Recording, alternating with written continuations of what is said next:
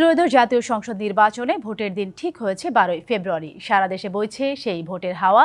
এ নিয়ে কি ভাবছেন সাধারণ মানুষ থেকে শুরু করে আগামী জনপ্রতিনিধিরা, সে কথা জানাতে ডিবিসি নিউজের ইলেকশন এক্সপ্রেস ছুটে যাচ্ছে সব সংসদীয় আসনে।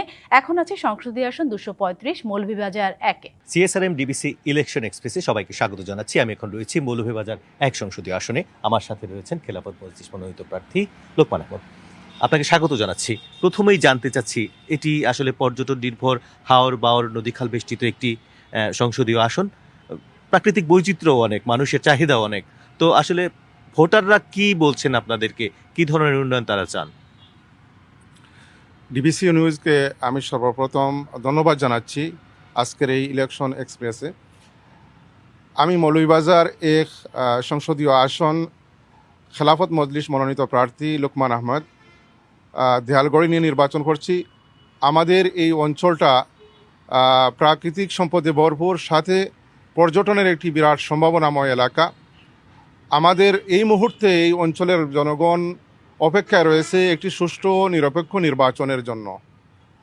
আলহামদুলিল্লাহ, এখানকার প্রার্থীগণও যথেষ্ট আন্তরিকতার সাথে নির্বাচনী কার্যক্রম পরিচালনা করে যাচ্ছেন। আমি প্রত্যেক প্রার্থীর প্রতি অনুরোধ জানাবো, এই পরিবেশ যেন আরও সুন্দর থেকে সুন্দর আমরা করতে পারি এবং আমাদের এই অঞ্চলের জনগণের চাহিদা সুষ্ঠু এবং নিরপেক্ষ একটি নির্বাচন, সেই বিষয়ে যেন আমরা আমাদের অবস্থান থেকে সার্বিক সহযোগিতা করে যেতে পারি।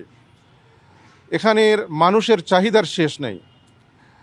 আমি যেটি বুঝি যে একটি মানুষের মৌলিক কিছু অধিকার রয়েছে: অন্ন, বস্ত্র, শিক্ষা, চিকিৎসা, বাসস্থান।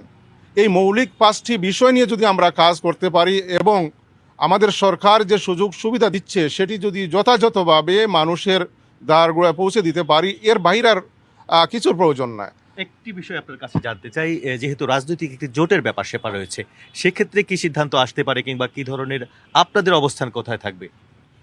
আমরা এই জোটের রূপকার বলতে পারেন। খেলাফত মজলিস এখনো পর্যন্ত চায় জাতির বৃহৎ স্বার্থে, উম্মার বৃহৎ স্বার্থে ঐক্যবদ্ধভাবে আমরা নির্বাচন করব এবং আমরা এই ধারাবাহিকতা অব্যাহত রেখে যাচ্ছি। তার সাথে সাথে আমাদের তৃণমূল নেতৃবৃন্দ এবং আমাদের নেতাকর্মী এবং দেশবাসীর চাহিদার প্রতি লক্ষ্য রেখে আগামীকাল আমাদের কেন্দ্রীয় খেলাফত মজলিসের শুরার জরুরি বৈঠক আহ্বান করেছেন। সেই মজলিসের শুরার অধিবেশন শেষে আমি আশা করছি এই জাতি এবং এই রাষ্ট্রের কল্যাণের কথা বিবেচনা করে খেলাফত মজলিসের নেতৃবৃন্দ তার দলের নেতাকর্মীদের কথা মনে নিয়ে আমাদের সবার জন্য যে ভালো যা হবে তাই আগামীকালকে ঘোষণা আসতে পারে ইনশাআল্লাহ। আমরা এখনো পর্যন্ত জুটে আসি এবং আমরা আশা করি শেষ পর্যন্ত আমরা থাকব। কিন্তু আমাদের নেতাকর্মীর একটি মেসেজ যে আমরা কোনো অবস্থায় কোনো বৈষম্যকে আমরা মেনে নেব না। একটা ছোট্ট প্রশ্ন দিয়ে শেষ করতে চাই, এখানকার নির্বাচনী লেভেল প্লেইং ফিল্ড এখন পর্যন্ত কেমন দেখছেন বা কি চাইছেন আপনারা? আলহামদুলিল্লাহ, এখনও পর্যন্ত আমরা সুষ্ঠুভাবে প্রচারণা যেটি নিয়ম বিধির মধ্যে আছে তার মধ্যে থেকে আমরা করে যাচ্ছি এবং যখন আমাদেরকে ফাইনালি 22 তারিখের পরে প্রচারণার জন্য বলা হবে, আমরা ইনশাআল্লাহ সবাই মাঠে নেমে পড়ব। আমরা শান্তিপ্রিয় এই বড়লেখা জড়িবাসী, আমরা এটাই পছন্দ করি। এটা যেন ধারাবাহিকতা অব্যাহত থাকে, এটাই আমি আশা করি। অনেক ধন্যবাদ আপনাকে আমাদেরকে সময় দেওয়ার জন্য। দর্শক, সিএসআরএম ডিবিসি ইলেকশন এক্সপ্রেসে আজ আমরা রয়েছি মৌলভীবাজার 1 আসনে। পরবর্তী বুলেটিনে আমরা চলে যাব মৌলভীবাজার 2 আসনে। ডিবিসি নিউজের সাথেই থাকুন, সিএসআরএম ইলেকশন এক্সপ্রেসের সাথেই থাকুন।